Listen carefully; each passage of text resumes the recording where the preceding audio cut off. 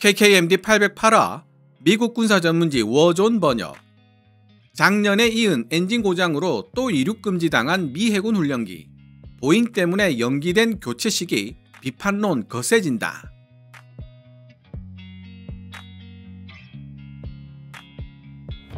영국 BAE 시스템이 개발한 고등 제트 훈련기 겸 경전투기인 BAE 호크는 1974년 초도 비행에 성공한 기체입니다.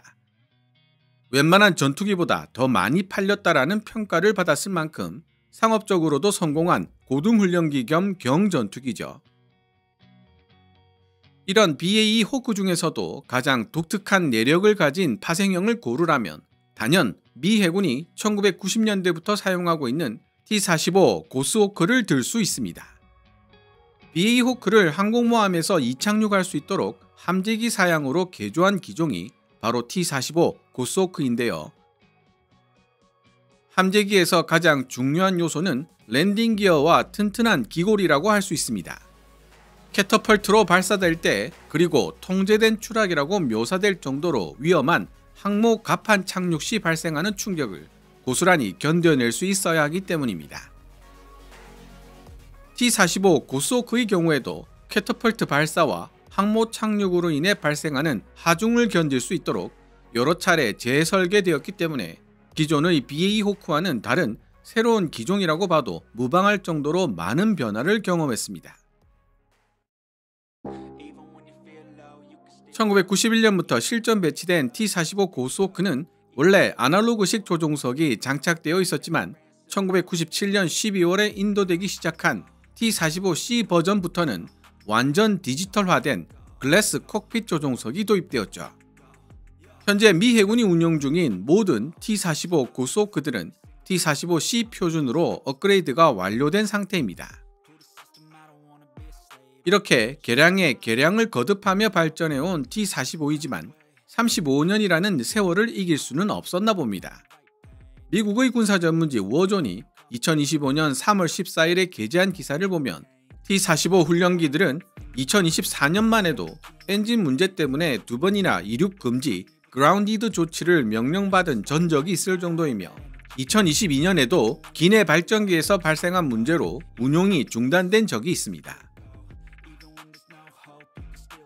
해외 군사 전문지 military.com이 2017년 4월 5일 보도한 내용에 따르면 100명이 넘는 T-45 교관들이 T-45에 탑재되어 있던 산소 발생 시스템의 결함을 이유로 훈련 비행을 거부했고 결국 미 해군은 T-45 훈련 비행대를 3일간 이륙 금지시킨 사례도 있습니다.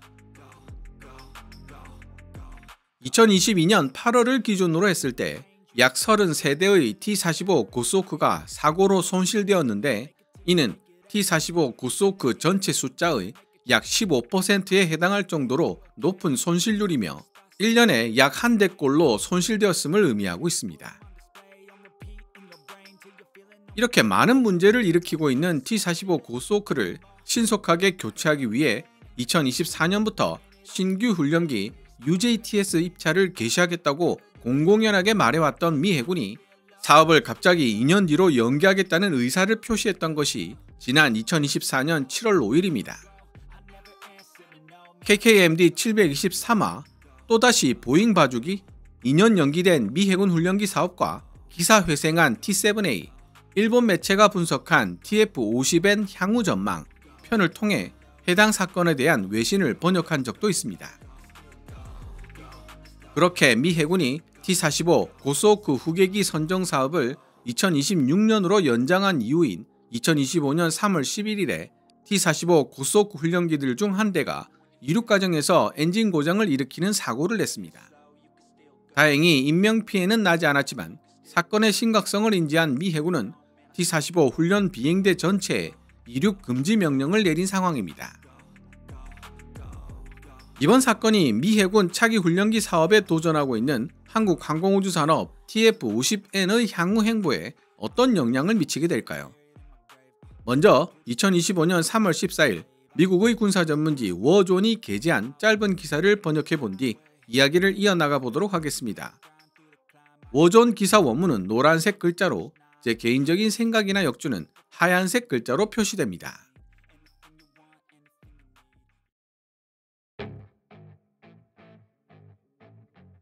미 해군 훈련기 T-45 고소호크들은 작년에도 여러 차례 이륙 금지를 당했지만 이를 대체할 차기 훈련기 수주전은 더 먼 미래로 미뤄져 있는 상태다. 지난 화요일 T-45C 고소호크 제트 고등훈련기들 중 하나가 탑재된 롤스로이스 터보메카 아도어 F405RP, F405RR401 엔진의 오작동으로 인해 기체가 손상되는 사건이 발생한 후 미 해군은 T-45C 훈련기 비행대 전체를 일시적으로 이륙 금지시키는 조치를 취했다. T-45 훈련기 비행대 이륙 금지 조치 가능성에 대한 질문에 미 해군 비행훈련단과 해군항공 시스템 사령부는 모두 다음과 같이 답했다. 미 해군 비행훈련단과 해군항공 시스템 사령부는 만일의 사태에 대비하는 의미에서 T-45C 고소호크 훈련기 비행대의 안전한 비행훈련 재개 능력에 대해 세심하게 평가하고 있으며 그동안 모든 T-45C 훈련기의 운용은 중단된 상황이다. 2025년 3월 11일 화요일 오후 3시쯤 텍사스 킹스빌의 제2비행훈련단 소속 T-45C 고소호크가 이륙하기 직전 엔진 오작동을 일으켰다. 탑승 파일럿은 아무런 부상을 입지 않았고 건강 상태도 양호하지만 문제를 일으킨 T-45C 훈련기 엔진이 손상되었다는 보고가 들어와 있다. 항공시스템 사령부가 기계적 결함에 대한 조사를 주도하고 있으며 미 해군 비행훈련단 역시 사고의 원인에 대한 조사를 계속 진행하고 있다.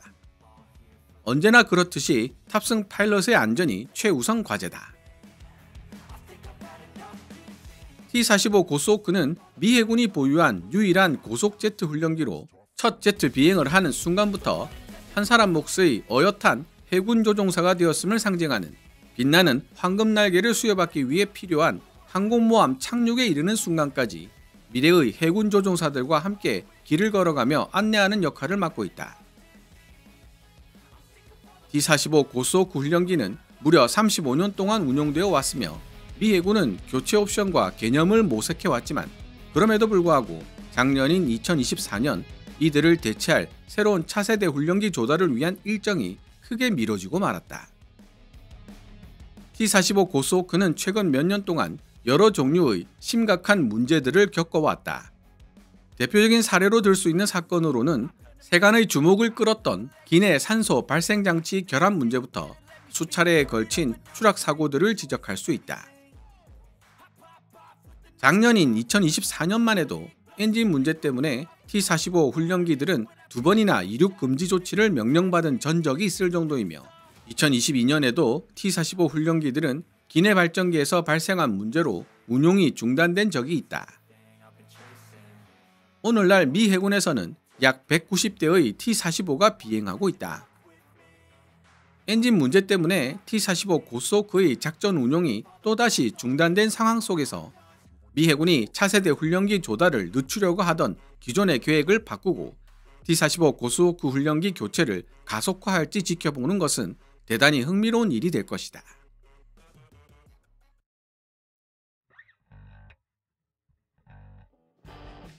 지금까지 미국의 군사 전문지 워존이 2025년 3월 14일에 게재한 기사 T-45 Navy Jet Trainer Fleet Grounded After Engine Incident 엔진 사고 이후 미 해군 소속 T-45 훈련 비행대들이 이륙 금지되다를 번역해 보았습니다. 개인적으로 3월 14일 워존 기사에서 가장 중심이 되는 부분은 마지막 문단으로 보입니다. 엔진 문제 때문에 T-45 고소호크의 작전 운용이 또다시 중단된 상황 속에서 미 해군이 차세대 훈련기 조달을 늦추려고 하던 기존의 계획을 바꾸고 T-45 고소호크 훈련기 교체를 가속화할지 여부에 대해 미국 군사 전문지도 큰 흥미를 가지고 다루고 있다는 것입니다. 서두에서도 말씀드렸지만 미 해군의 T-45C 고소호크 고등제트 훈련기들은 작년부터 일제히 크고 작은 엔진 고장을 일으키고 있습니다. 고장이 일어나는 패턴이나 횟수가 기체 노후 현상에 따른 결과라는 인상을 지울 수가 없는데요.